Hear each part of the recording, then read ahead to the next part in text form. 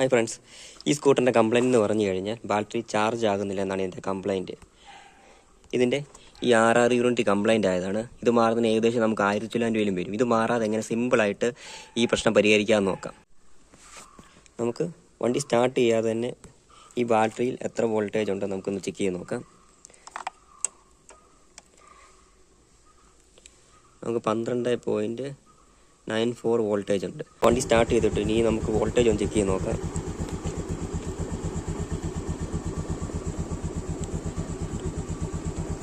അപ്പോഴും നമുക്ക് 12.86 വോൾട്ടേജ് കുറഞ്ഞു. അപ്പോൾ അതിൻ്റെ അർത്ഥം ഈ 6 യൂണിറ്റ് കംപ്ലൈൻ്റ് ആണ്. ഇനിയിപ്പോൾ ഈ 6 യൂണിറ്റ് മാറാതെ സിമ്പിളായിട്ട് നമുക്ക് എങ്ങനെ ഈ പ്രശ്നം പരിഹരിക്കാൻ നോക്കാം. 6 യൂണിറ്റ് നമുക്ക് എത്ര വോൾട്ടേജ് ബാറ്ററിക്ക് ചാർജിങ്ങിന് വരുന്നുള്ളത് നമുക്ക് ചുമ്മാ ചെക്ക് ചെയ്ത് നോക്കാം. അതിന് ഞാനിപ്പോൾ ബാറ്ററിയിൽ നിന്ന് നമ്മുടെ ഒരു കണക്ഷൻ നമ്മുടെ ഗ്രൗണ്ട് ഊരുകയാണ്.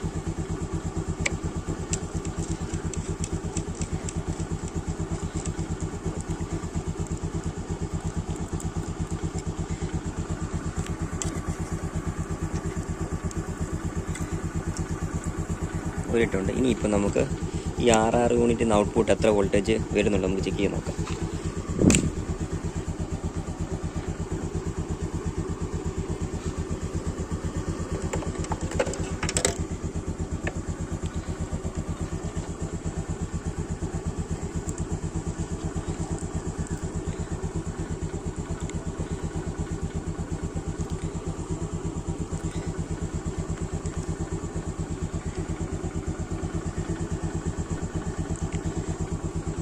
നമുക്ക് 4 വോൾട്ടേജാണ് വരുന്നത്. 4 വേരിയേഷനാണ് 4 വോൾട്ടേജ്. അതുകൊണ്ടാണ് ഈ ബാറ്ററി ചാർജ് ആകാത്തത്. നമുക്കിവിടെ ഒരു ഏകദേശം ഒരു 16 വോൾട്ടേജിലും വേണം, എന്നാലേ ചാർജ് ആകത്തുള്ളൂ. ഇത് 6 യൂണിറ്റ് കംപ്ലൈൻ്റ് ആണ്. ചാർജിങ് പ്രോബ്ലം പരിഹരിക്കാനായിട്ട് നമുക്ക് ആവശ്യമായത് ഒരേ ഒരു സാധനമാണ്. അതിന് ഈ കപ്പാസിറ്റർ. ഞാൻ ഇവിടെ എടുത്തിരിക്കുന്ന കപ്പാസിറ്റർ 3300 മെഗാവാട്ട് 50 വോൾട്ടിൻ്റെ കപ്പാസിറ്ററാണ്. ഇതുണ്ടെങ്കിൽ നമ്മുടെ ഈ ചാർജിങ് പ്രോബ്ലം നമുക്ക് ഈസി ആയിട്ട് പരിഹരിക്കാം. ഇതെങ്ങനെ കണക്ട് ചെയ്യുന്നത് ഞാൻ കാണിച്ചു തരാം. ഈ ഗ്രീൻ വയർ എന്ന് പറഞ്ഞാൽ ഗ്രൗണ്ടും, അതേപോലെ ഈ റെഡ് വയർ പറഞ്ഞു കഴിഞ്ഞാൽ നമുക്ക് ബാറ്ററിയിലേക്കുള്ള കണക്ഷനാണ്, ചാർജിങ് കണക്ഷനാണ്. ഇത്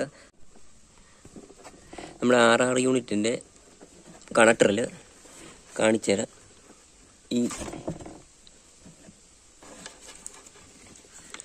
ഈ ഗ്രീൻ വയർ കണ്ടോ, അതേപോലെ ഈ റെഡ്, ഈ 2 റെഡ്, നമ്മുടെ ഈ ഗ്രീൻ വയറിൻ്റെ അവിടെ നമ്മുടെ ക്ലിയർ ആക്കി കാണിച്ചു തരാം.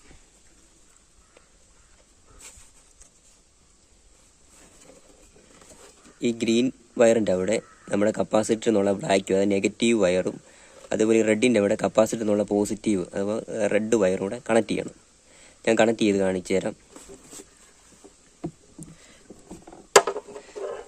ഞാൻ ഈ ബ്ലാക്ക് വയർ ആ ഗ്രീൻ വയറിൻ്റെ അവിടെ കണക്ട് ചെയ്യാം.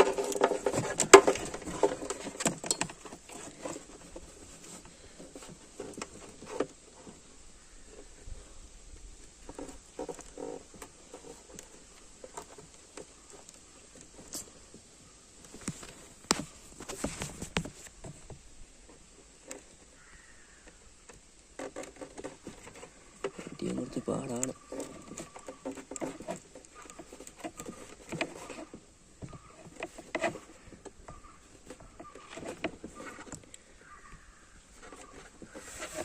കണക്ട് ചെയ്തിട്ടുണ്ട്. ഇനിയിപ്പം ഈ റെഡ് വയർ ഇവിടെ ഈ റെഡ് വയറിൻ്റെ ഇവിടെ കണക്ട് ചെയ്യണം.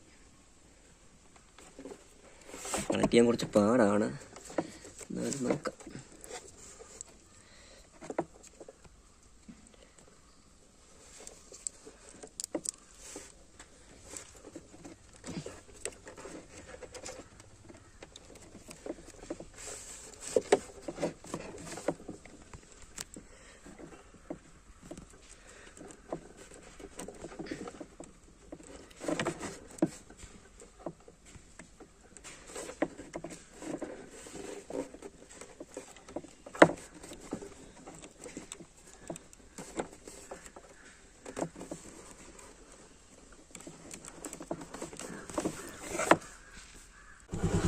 ഞാനിവിടെ കപ്പാസിറ്റർ കണക്ട് ചെയ്തിട്ടുണ്ട്. ഞാൻ വണ്ടി സ്റ്റാർട്ടിങ്ങിലാണ്. വണ്ടി ഇപ്പോൾ നമുക്കിപ്പം 6 യൂണിറ്റ് ഔട്ട്പുട്ടിൽ ഇപ്പോൾ എത്ര വോൾട്ടേജ് വരുന്നു ചെക്ക് ചെയ്ത് നോക്കാം. നമ്മൾ നേരത്തെ ചെക്ക് ചെയ്തപ്പം ഏകദേശം നമുക്കൊരു 5 വോൾട്ടാണ് വന്നുകൊണ്ടിരുന്നത്, 4 വോൾട്ടേജ്. ഇനിയിപ്പോൾ നമുക്ക് കപ്പാസിറ്റർ ഇപ്പോൾ നമുക്ക് എത്ര വോൾട്ടേജ് വരുന്നു ചെക്ക് ചെയ്ത് നോക്കാം. കണ്ടോ 13 വോൾട്ടേജ്, 14, 13 ആ റേഞ്ച് വരുന്നുണ്ട്. കണ്ടോ ആ കപ്പാസിറ്റർ ഇപ്പോൾ കണ്ടോ കംപ്ലൈൻറ്റ് മാറിയത് കണ്ടോ. ഇനിയിപ്പോൾ നമുക്ക് ബാറ്ററി കണക്ട് ചെയ്തിട്ട് നമുക്കൊന്ന് ചെക്ക് ബാറ്ററിയിലോട്ട് നമുക്ക് ഈ നെഗറ്റീവ് പ്രോബ് ഒന്ന് കണക്ട് ചെയ്യാം ചാർജിങ്ങിൻ്റെ. ഇനിയിപ്പോൾ ബാറ്ററിയിൽ എത്ര, നേരത്തെ നമുക്ക് ബാറ്ററി ചെക്ക് ചെയ്തപ്പോൾ 12 വോൾട്ടേജ് ആയിരുന്നു. ഇനിയിപ്പോൾ നമുക്കൊന്ന് ചെക്ക് ചെയ്ത് നോക്കാം. കണ്ടോ 13 ഇപ്പോൾ ചാർജ് ആകുന്നുണ്ട്. കണ്ടോ 13.4 വോൾട്ട്. നമ്മൾ ആക്സിലേറ്റർ കൊടുക്കുമ്പോൾ ഇവിടെ വോൾട്ടേജ് കൂടും. ആക്സിലേറ്റർ കൊടുക്കുമ്പോൾ നമുക്കിവിടെ 14, 15 ആ റേഞ്ച് വോൾട്ടേജ് ഇവിടെ കാണിക്കും. ഇപ്പോൾ ചാർജ് കയറുന്നുണ്ട്. ഉണ്ടോ ഈ 6 കൊണ്ട് മാറാതെ തന്നെ ചെറിയൊരു കപ്പാസിറ്റർ അപ്പോൾ തന്നെ ആ കംപ്ലൈൻറ്റ്, ചാർജിങ് കംപ്ലൈൻറ്റ് അങ്ങ് മാറിയിട്ടുണ്ട്. നമ്മൾ ആക്സിലേറ്റർ ഒന്ന് കൊടുത്ത് കാണിക്കാം.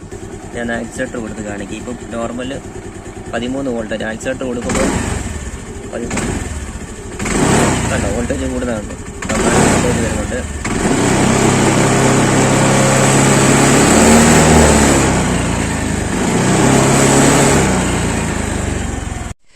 സിമ്പിളായിട്ട് ഞാൻ ആ പ്രശ്നം പരിഹരിച്ചിട്ടുണ്ട്. ചാർജിങ് പ്രശ്നം ഞാൻ പരിഹരിച്ചിട്ടുണ്ട്. നിങ്ങൾക്ക് എൻ്റെ വീഡിയോ ഇഷ്ടപ്പെട്ട് കഴിഞ്ഞാൽ എൻ്റെ വീഡിയോ ലൈക്ക് ചെയ്യാനും ഷെയർ ചെയ്യാനും എൻ്റെ ചാനൽ സബ്സ്ക്രൈബ് ചെയ്യാനും മറക്കരുത്. അടുത്ത വീഡിയോ ആയിട്ട് കാണാം.